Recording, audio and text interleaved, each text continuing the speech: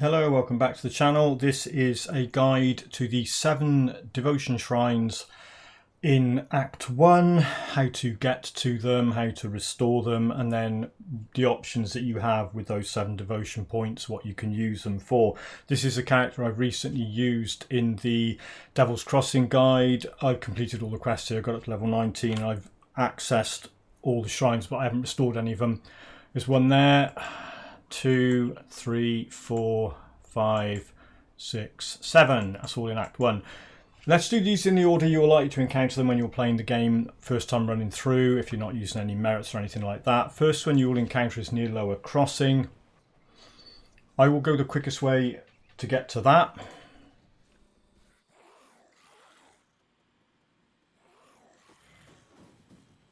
Arguably the other route might get you into the burial cave quicker, but this will get you closer to the shrine quicker.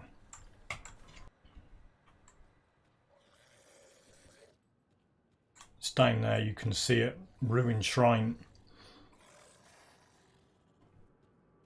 This is a shrine where you have to give up something, in this case an ether crystal. So what happens is you stand here, click on the shrine, and it says, I want an ether crystal. If you haven't got any in here, but you've got some in your stash or shared stash, it'll pull it in from there. So there's the ether crystal. You click on offer. The shrine is cleansed. If you're lucky, you'll get some halfway decent loot out of it. If you then go into your devotion screen, you will see over here, points available 1, points unlocked 1 out of 55. I'm not going to do anything with this until I've got all 7. The next one, the prerequisite is completing the first campaign quest to slay the Reanimator. You go back to Devil's Crossing. I've done all this already in the previous video, so all this stuff's open. You go and talk to Barnabas. He wants 5 scrap. So the prerequisites are complete that quest, give him 5 scrap. When you give him 5 scrap, he will open this trapdoor here. So you go into this trapdoor and you run all the way through to the end. I'll just speed this up.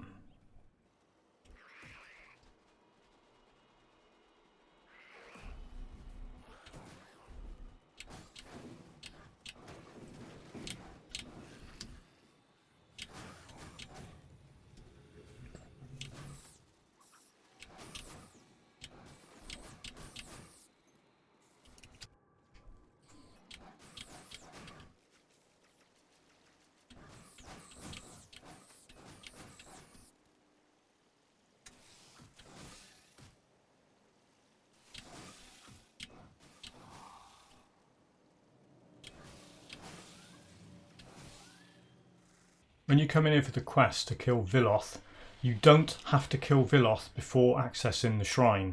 He doesn't stop you accessing the shrine.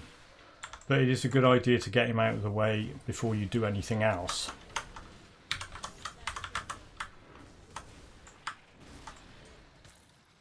You might get a decent ring. Right, so this shrine is another component one. You can see where it is. That's where you come into the second level of the dungeon. It's right here. If you come in to kill the boss, you're not going to miss that. Once again, ether crystal. Get some stuff. Devotions, 2 points out of 55. Next up, Wightmire. The closest one, the closest rift to this one, just about, is the Wightmire rift. The rift itself is a fight. I've done the fight and cleared it. This is the route you take from the Wightmire rift to get to the cave where the shrine is. You can see the cave marked on the map there. You go in here.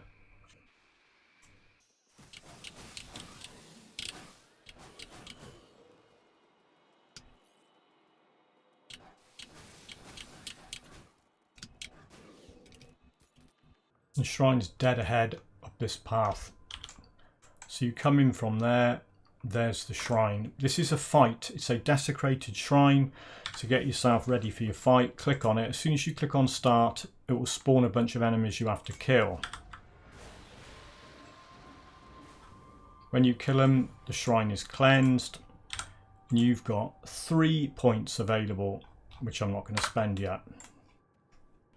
Next up, the next one you'll get to, so we got 3. There's the next one is inside the flooded passage. So you have to go into the flooded passage rift. You get to the foggy bank rift, you run up to flooded passage rift, you go in here.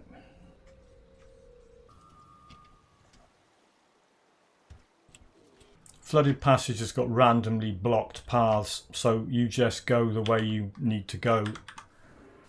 You've got to get right to the end. There's an exit really close to the shrine, but you can't go in through it. You can only go out through it.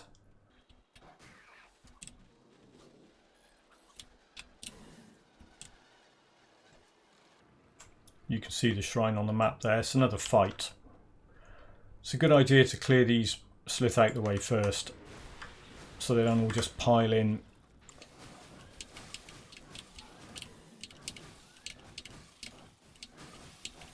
Desecrated shrine, you can see where it is. So you come in through there, it's quite a long old jog up. That exit, you can get out through there, but if you go to the Burrwitch Outskirts rift, you can't come in because there's a blockage there and you have to defeat a boss to clear the blockage to get out, and it's there every time, so you can't come in. Trust me, that's the quickest way to get to it. Click on that, start the fight, kill the guys that come out. Shrine cleansed. That's your 4th point. 4 points out of 55. Next up, there is one in a burial cave. Not this burial cave, a different burial cave. You go to the Burrwitch Outskirts rift. This is the rift nearby where you get the blacksmith. So the place where you pick up the blacksmith quest is there. I've done it, so he's not there.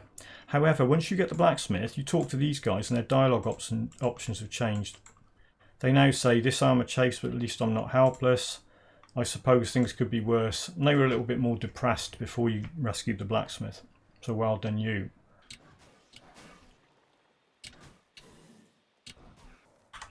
This cave, as with the other burial cave, has 2 entrances. There is one entrance just here. Is it showing up? Yeah, it's there, but there's a blockage, so I can't get to it. So yeah, that sometimes happens. If that's blocked and you can't get in, go this way. Get in here. This is another ether crystal shrine in here. So you can see it's in the middle of the area. Again, random block paths mean you might have to go a different route.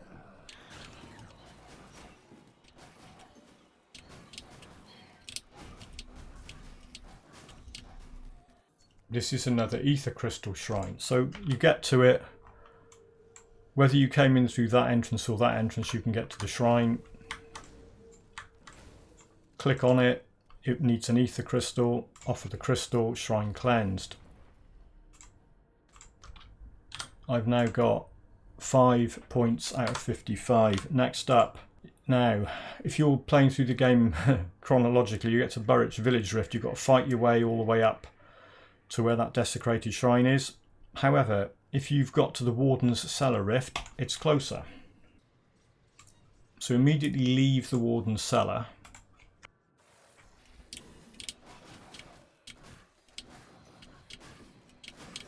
Fight your way through this building. Leave the building. You get into this area. This is where you have to come to rescue Kasparov's assistant.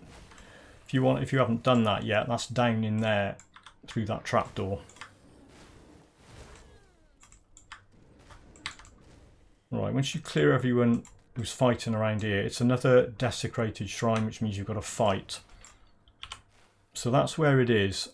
So I came out of the Warden's Cellar Rift there. So if you go to the Burrwitch Village Rift, you've got to fight your way all the way up and round to get to this area. Click on the shrine, start that up.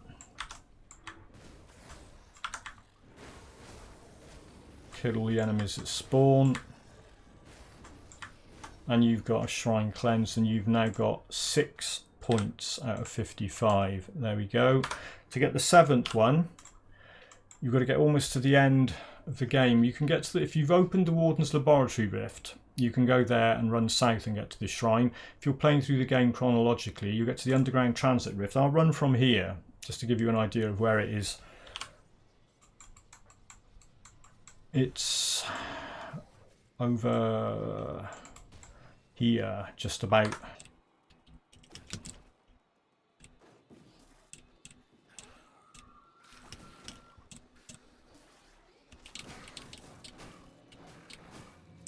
And there it is. So what I'll do, I'll clear these guys out of the way and then I'll show you the map so you can see the different routes you might have to take to get to this. I think that's all of them. Right, so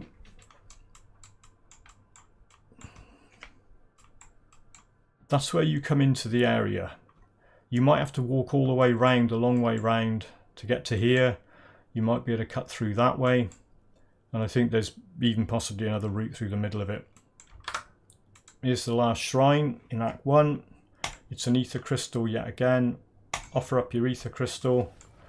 Get whatever loot comes out. And you've now got 7 points out of 55. That's all the Act 1 shrines. There's another shrine that's geographically almost in Act 1, but you need dynamite and a bunch of stuff to get to it. And it's in, I think it's like a level 30 area, so I don't call that an Act 1 shrine. That's the 7 of them. We'll go back to town and we'll have a look at the possibilities you've got with these 7 devotion points. Okay, so what I'm going to do is show you what you can do with your 7 devotion points, the options you have. But let's start at the end and work backwards.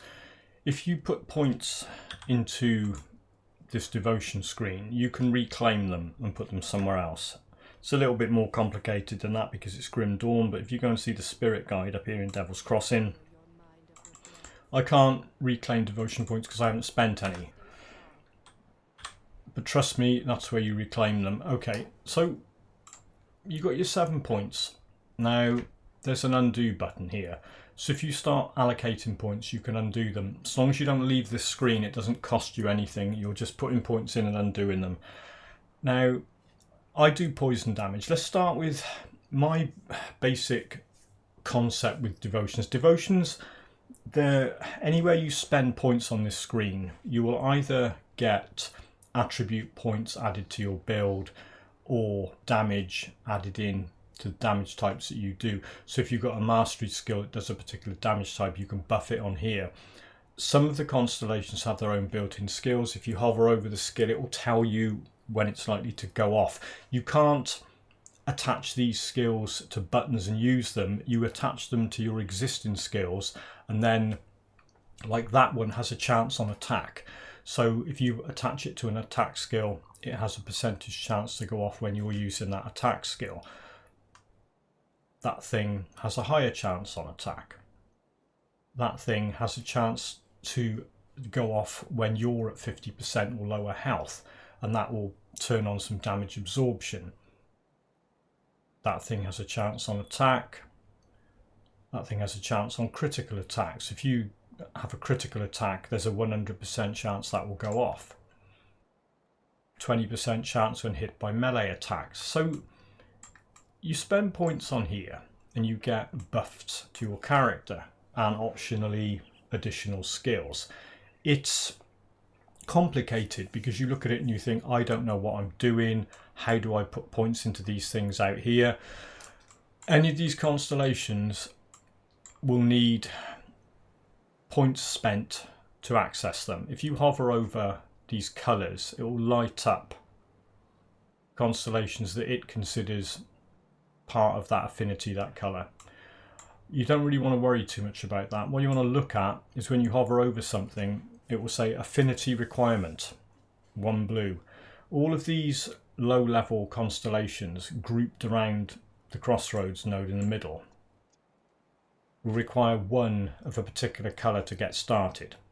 And without exception, they will all provide at least that 1 colour. So when they're completed, you can reclaim the point that you spent to unlock them. I'll give you an example. If I pick green, anything that requires 1 green point is lit up. So I can populate that. I can then come out of this screen, talk to the Spirit Guide and reclaim that point, because that thing gives 3 green and needs 1 to survive, and it can survive off the green that it's provided. Okay, now I've got a video guide to devotions. I'll link it in the description because I don't want to go on and on about this here. What I would say, for your first 7 points or your first 6 or however many you need to spend, get something that's got an attack skill on it and attach it to your attack skill, your main attack skill. Now I've got an attack skill that does poison damage, so this thing down here does poison damage. You can look up here and you can put in poison damage, and any node of any constellation that does poison damage or mentions poison damage is lit up in red. There's a skill that does poison damage. There's a skill that does poison damage. There's another skill. And there's another one. If you're interested in fire damage, you can put fire damage in there. There's a level 1 tier 1 constellation that does fire damage, does ether as well. That one does fire and chaos. Does some fire damage. Meteor shower does fire damage. Needs 8 red points and 15 green. So to get there, you've got to start putting points into constellations that will give you a completion bonus of greens and reds. That thing. There's a bird somewhere that does red. That does red. Spider's always a good one for getting green. You get 6 green for completing spider. There's other stuff.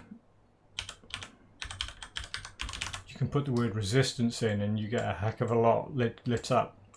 Because some of them give you resistance buffs. Other things do stuff like that. 10 reduced targets resistances. So you could put in there reduced targets resistance. You've got to get the wording right. I mean, once you find it on there, if you put the exact same wording in, you have a look round and you see there's only 1, 2, 3, 4, 5, I think, that will do that. But yeah, back to what I was saying. If you, right, let's just come out of here. I'll have a look at me. That does acid and poison damage. That's my main attack skill. So if you look at your main attack skill, acid and poison damage, bit of vitality, and the last node, acid and vitality. So if I wanted to attach something to that,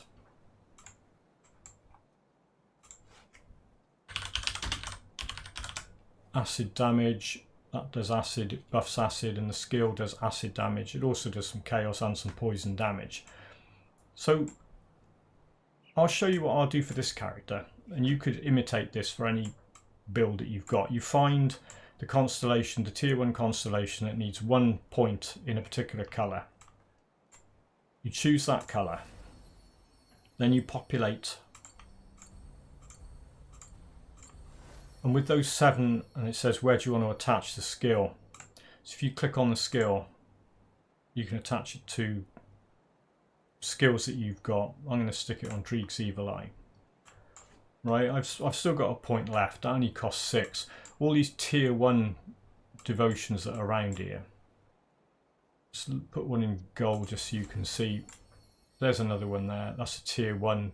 Needs 1 gold. Needs 1 gold. Needs 1 gold, 1 gold, 1 gold, 1 gold. Needs 1 gold. So I put those points in those nodes. I'm going to go and reclaim them now. So I'll talk to the spirit guide and I'll say I want that one back because nothing's dependent on it.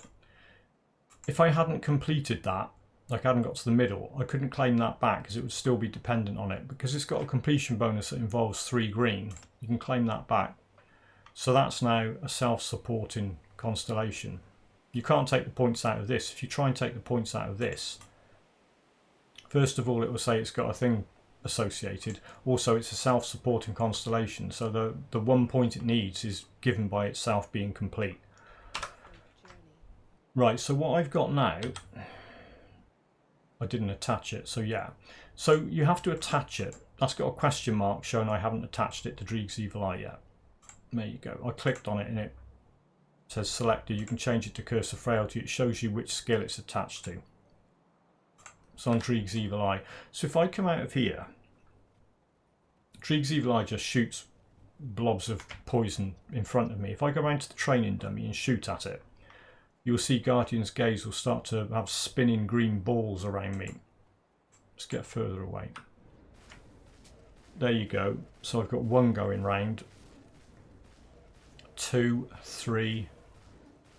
So if anything comes up close to me, there's 4 now. Those spinning balls will hit anything that comes up close to me. And they'll last for quite a while. So what if you read the tooltip on that skill? It says appear the side of the Great Guardian circles around you, 100% chance to pass through enemies, 15% main hand damage, 30 acid, 55 chaos, 142 poison, 15% of attack damage converted to health. So 15% of that thing's attack damage converted to health. So when they hit things, you'll get health back. The fact that it's doing main hand damage is always good, because when you upgrade your weapon, get a new weapon, or buff your weapon in some other way, that main hand damage is pulled into what that thing's doing. These devotion skills will level up if they're attached to an active skill. If you haven't got that attached, so like if that's not attached to a skill, that skill there won't level up. If it's attached to a skill, anytime you earn experience points, that will level up. You don't have to use that skill for it to level up. You have to gain experience in the game for that to level up. At the moment it says experience 0 out of 30,000. So if I go somewhere, for example, Burrwitch Village,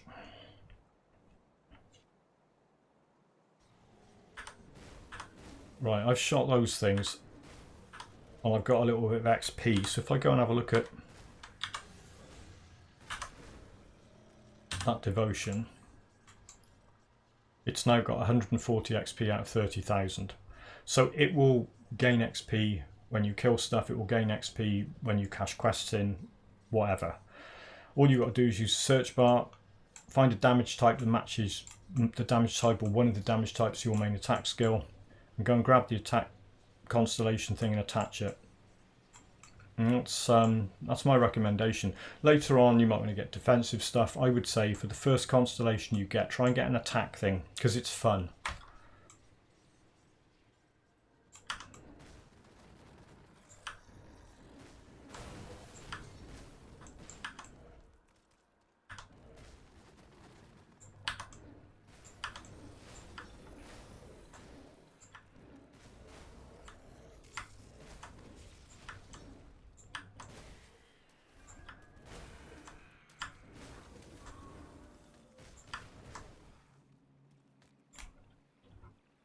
And there you go.